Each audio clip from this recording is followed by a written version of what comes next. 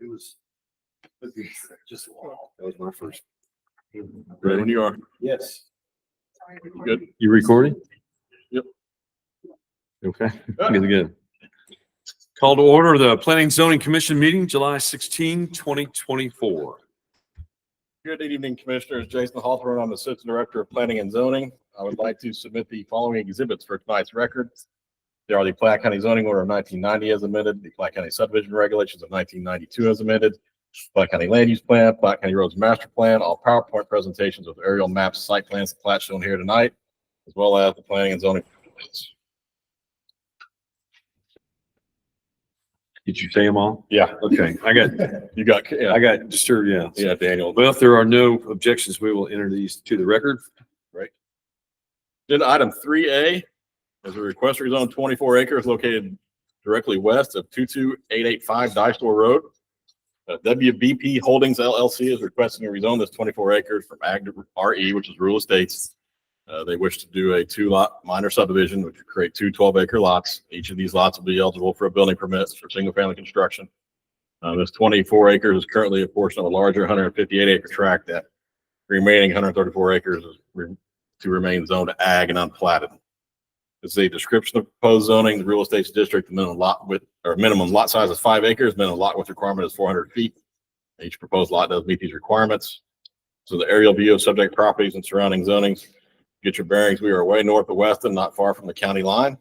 This is Highway M as it comes off of H Highway, runs to the north and then back to the west. Diceville Road intersects and runs to the north.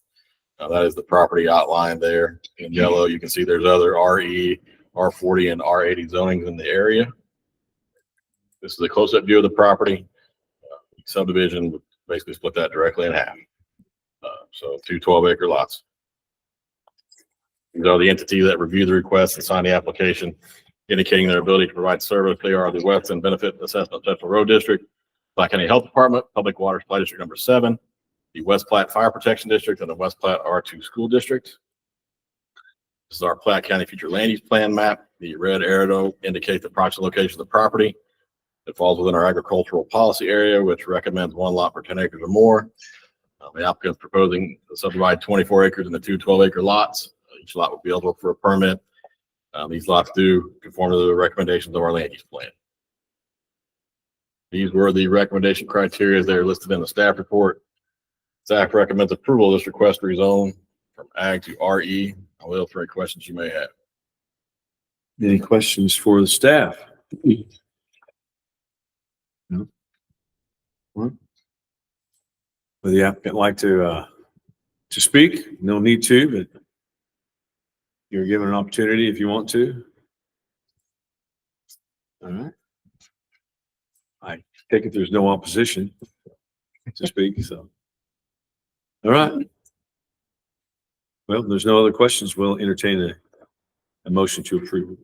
I move to approve agenda item 3A. We have a motion to approve. Second. Jeff seconded. All in favor? Item passes unanimously.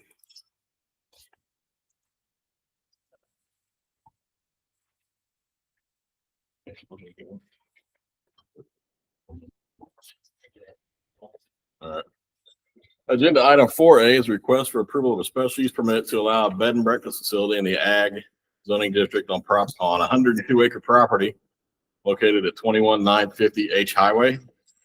James and Alicia Lewis are requesting a special use permit to allow a B&B facility in the ag zoning district. They wish to conduct this bed and breakfast within an existing dwelling on their 102-acre property located at 21950 Highway H. This is a definition of a bed and breakfast. It is an owner-occupied single-family dwelling, detached guest house, and/or other suitable structure directly adjacent to and accessory to an owner or caretaker occupied single-family dwelling, which has 4 or fewer B&B guest rooms for rent for overnight lodging and may provide meals for overnight guests. A B&B should be in a historic or rural setting. Rentals should not be for more than 30 consecutive days.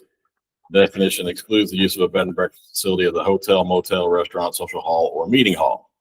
I would like to point out that the applicants do not live in this dwelling on this 102-acre property. However, they do live on the adjoining property next to it, about 3/4 of a mile to the north. So they are in the area.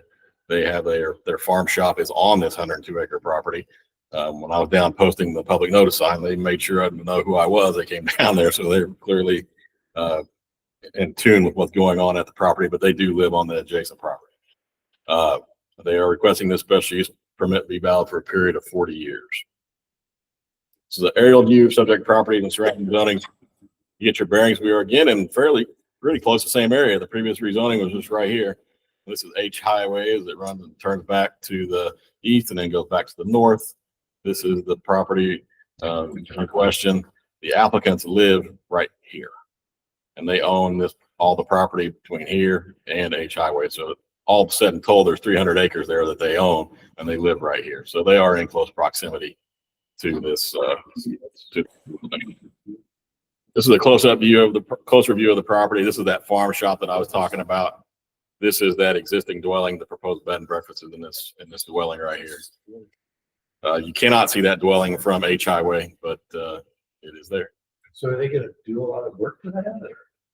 I can't answer I that. grew up there. That's the Oh. farm I grew up on, and it wasn't much of a house in the day. Yeah, they were supposed to be here, but they obviously haven't made it. So It was just a small house. yeah, I know it's not very big, but yeah, that is what they're requesting. This is the site plan they submitted with the special use permit request. It does meet all the requirements of our site development plan section. We have in our zoning order. It has been reviewed by county staff. These are the entities that reviewed the request, signed the application. They were also given an opportunity to comment on the application. They are the Missouri Department of Transportation, Platte County Health Department, Public Water Supply District number 7, the West Platte Fire Protection District, and the West Platte R2 School District. I did not receive any comments from any of these entities. These are the recommendation criteria. They're listed in the staff report. And staff does recommend approval of this request to allow bed and breakfast in the Ag Zoning District with the following condition that it be valid for a period of 40 years. I'm available for any questions you may have. I do have a question. Since they're not,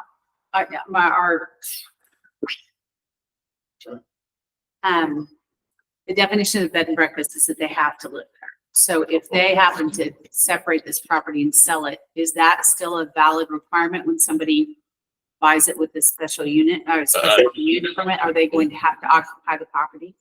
Yes, I think they would. Yes. Yes. But you say they're not gonna.